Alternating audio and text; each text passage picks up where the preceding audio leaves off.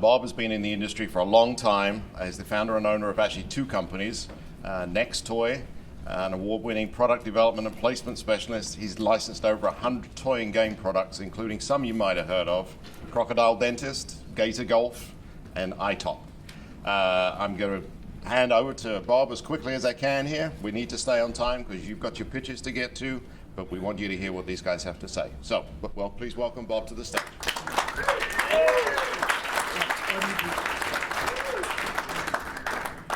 Whoa.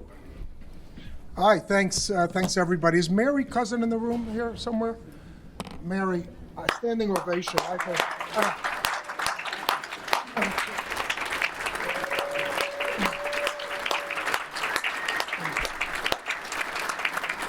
So I'm a new board member, and I got to see close up Mary's passion, devotion, and putting this together, her generosity, and it's a big event to pull off, and she does it great, and thank you, Brent, also. Also here with Richard Dixon, who is the President and Chief Operating Officer of Mattel. We're opening for him, my brother and I, David. Last night we had a great privilege, went to the Holocaust Museum, because tonight's honoree for Lifetime Achievement is 94-year-old Ivan Moscovich, who is a Holocaust survivor and probably the greatest puzzle creator in history. He's also quite an artist. So I think he may be showing up soon here as well. So I'm also here, interestingly, with my brother David, who's going to speak after. He's an immensely talented product expert, so you'll hear a lot about that, I'm sure.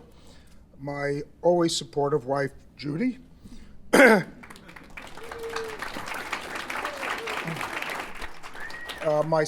oldest son, Sam, who's mentored in LA, he lives in LA by David, and my son, Alex, who works at Nextoy. So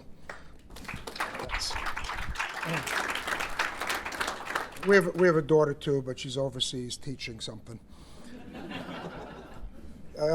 The other day, I was in the lobby of the W. I bumped into Jim McCafferty, I see over there. And you know, he said, we're in this crazy business, okay? So we're in this nutty business where nobody would recommend you to go into something like this if you really had a structure to your life.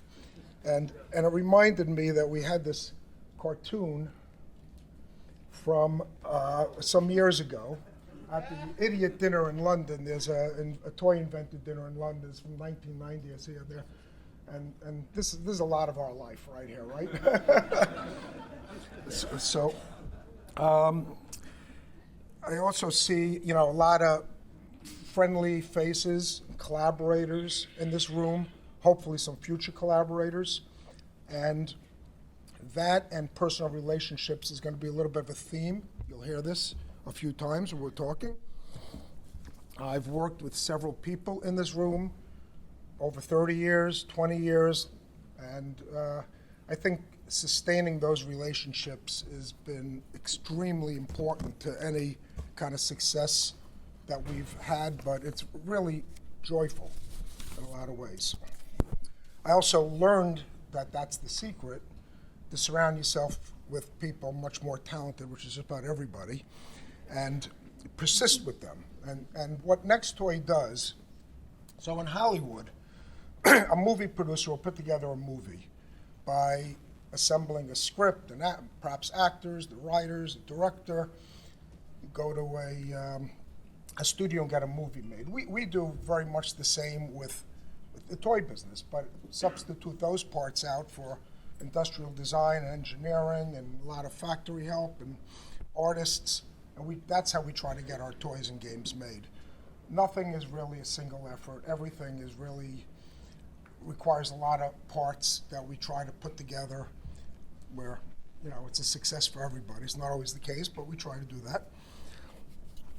David and I, we grew up in the toy business. Our dad was a salesman and for Matchbox, and most notably, he started at Topper Toys, some may remember, then Matchbox, and then Estes Rockets. And I remember always like kind of pestering him with ideas, and now I get to do that professionally, so that's really great. but one time he came home and he said that Estes Rockets was trying to get younger, trying to get a younger audience. And, do we have any ideas? Because we were teenagers. So I jokingly said, well, why don't you make a rocket in the shape of a foot and you call it the mistletoe? That's my dad and David, his 2010 show. And that is what happened. The Goonie Birds, this is the mistletoe. And first product, I think it's got a much more value on the collector market than it does. Okay, so. Also, several years after that, Dad went to Matchbox, and David and I made our toy industry debut. So they cut off our heads because they didn't want to pay us. And if you look closely at the picture, there's a tan line where my wristwatch would have been in the back. And I think David's fingernails are a little dirty there too, but anyway, that's fun. I first visited, a lot of our career has to do with Japan.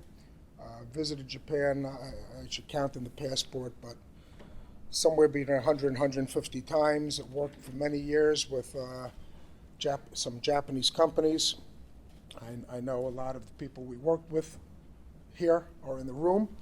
And I had always heard a lot about Japanese, business etiquette and style, which is really quality of the products, the value of the human relationship, the personal relationships. And this has really done a lot to direct Nextoy's style of business and our style of business. But there was also a lot of stress a little bit about Japanese customs and traditions. So, for instance, in America, in the United States, probably in Europe too, we're taught at a very young age to give a firm handshake at men, In Japan, there's no touching, you're bowing to each other. So that's something different. Also, in Japan, there's an expression which translates to, the nail that stands up must be hammered down. And in America, we say things like, the squeaky wheel gets the grease, or stand up and be counted. So we're really starting at a much different place. And that actually did a lot to create Nextoy's business model, which has been, in part, a bridge between Japanese companies and American companies to this day. So while I went to Japan a long time ago, I stumbled across, kind of accidentally, I don't know if anybody's known this product, but it's quite a popular puzzle. It was invented by a Japanese educator named Tetsuya Miyamoto, and it's loosely based on Sudoku with some mathematics. Nobody told me we couldn't do it, and we managed to get in the New York Times. To this day, it's the only daily feature the New York Times has ever picked up, other than traditional crossword puzzles 75 years ago. We're now in virtually every country around the world. I think we have 5 million players, and it's grown like crazy. And it reminds me a little bit of a story from the toy industry. Some may remember John Osher, and he made a big success with something called the Spin Pop Lollipop. And he made this lollipop in a handle, you hit a button, it rotated. We used to joke he was the king of the lazy products, but and then after that, it's kind of funny because he made an even bigger success by creating the first $5 electric toothbrush. So there's something there, going from candy to toothbrush. But when I was talking to him, one of the things, we're asking about his philosophy and products was that both candy and toothbrush are something that can be used by everybody in the world. And And even though when I first saw Ken, I saw dark lines and light lines and mathematical symbols and so on, numbers are universal. There's no language, there's no gender, and because it's so scalable, Ken, there's no age. So we have a huge following in schools. We're in 30-something thousand schools, and Ken is also followed a lot by seniors as well as the general population. So it's been real exciting to be part of that project. That's also quite a bit different than Nextoy in that while there are books and so on, in fact, we found Ken, there was no such thing as an app. I thought our big business was going to be books. Books is actually the smallest part of the business. The big business is really online, on a website, and on our apps. And I hate to say it, but there's a lot of digital ads going on, but it helps pay the bills. So, okay. Well, Ken and a lot of my other projects actually almost never happened. And that's actually the story of a lot of toys. When the inventors in this room who've been around know that every one of these toys and games has a kind of a story where maybe it was teetering, it almost didn't happen, then it happened, it became a success, and so on. Well, this Japanese company was my second or third time to Japan, and I was trying to impress, the company's name was Asahi, and I was trying to impress them, and they had this building, and they put me in their showroom floor. They were a trading company. So on this showroom floor, I'm walking around waiting for the meeting to start, and they were trading. They have vacuum cleaners and walkie-talkies and radio control cars and binoculars, telescopes, and so on. I'm walking around. This is the early 1980s, and I see a tiny camera. I see like this size, right? And I'm amazed. Now, here in 2019, everything's kind of micro, everything's tiny, but that was really astounding to see that. I was just amazed by it. And I picked it up, and it had this great hefty weight, metal, and I was just astonished. Glass viewfinder, I held it up to my eye. I went to snap a picture, see what it felt like. It took a few seconds for me to realize my hair was on fire. It was a lighter in the shape of a camera, and the warning label was in Japanese.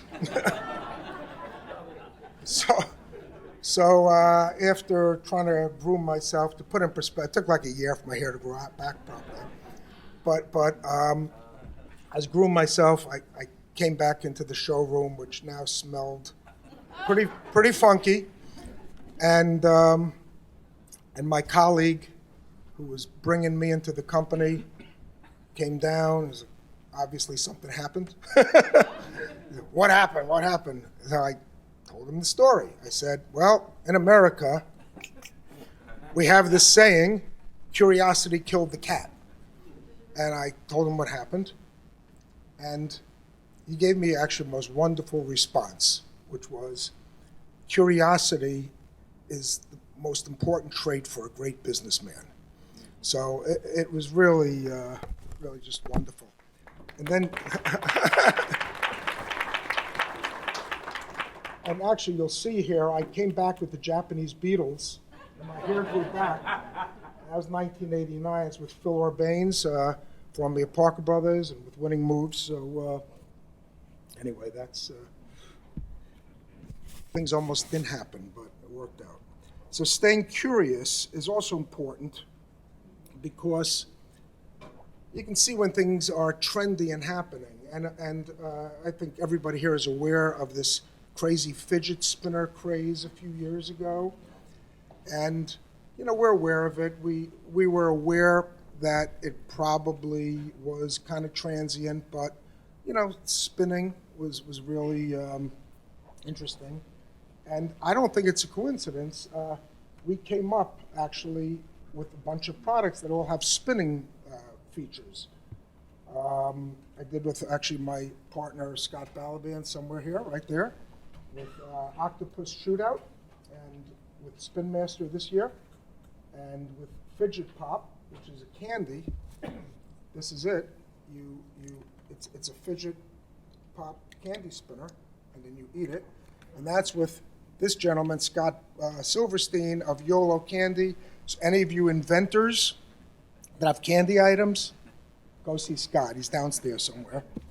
And we have a puzzle just coming out on the market now called Twin Spin in the US, Spin Match in Asia.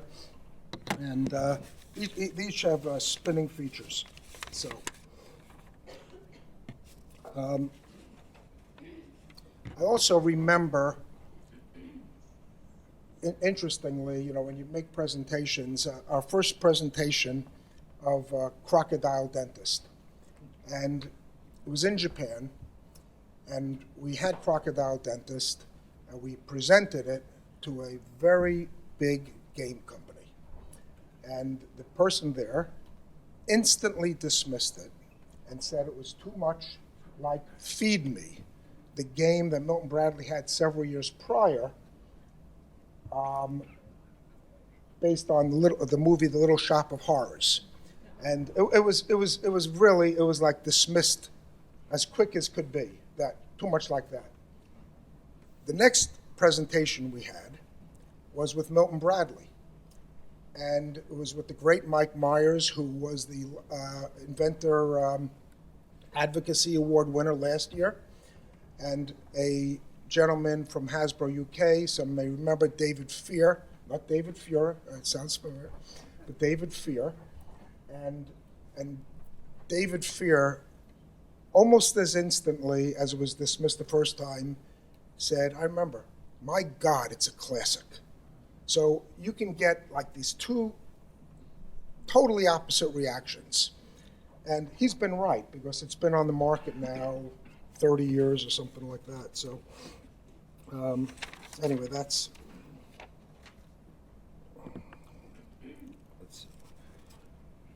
After Crocodile Dentist actually succeeded another great game by Milton Bradley, some may remember, called Shark Attack.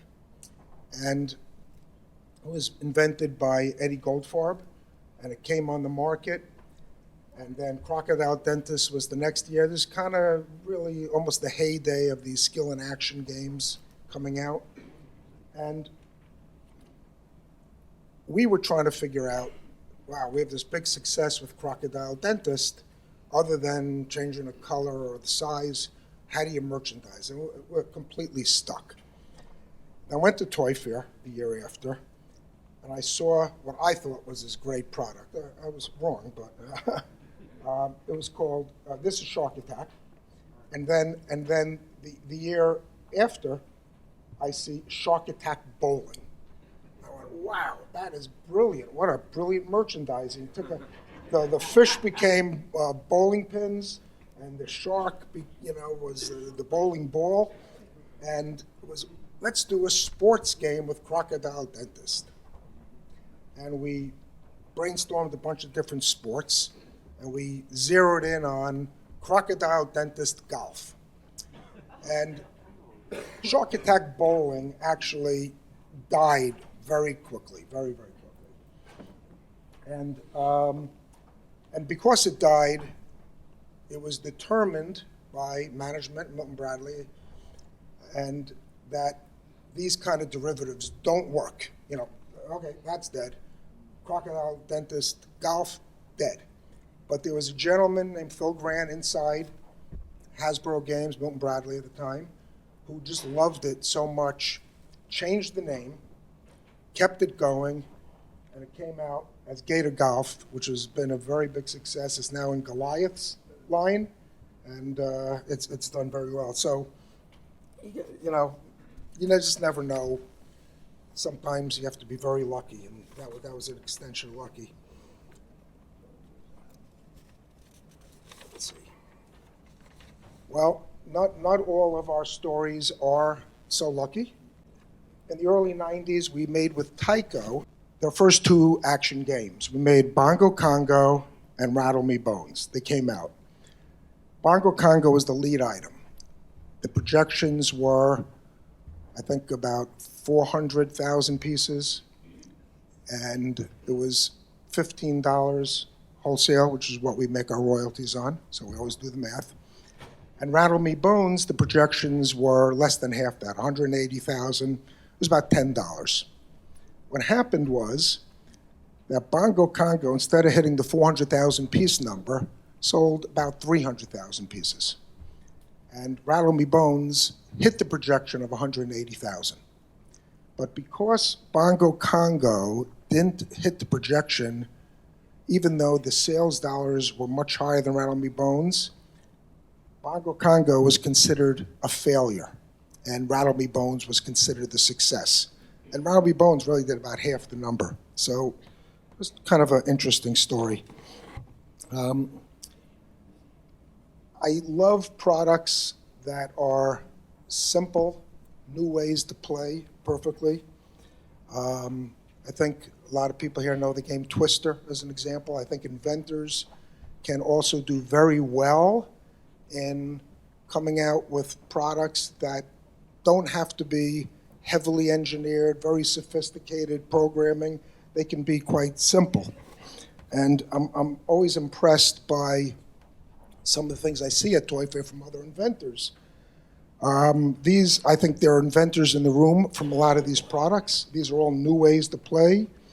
They're very interesting, and I'd be curious to know on some of these if it was an individual effort or if you'd say it was a collaboration. I'm going to thank you very much. I guess stay curious, keep your personal relationships going, and enjoy this crazy end of the business. A lot of fun.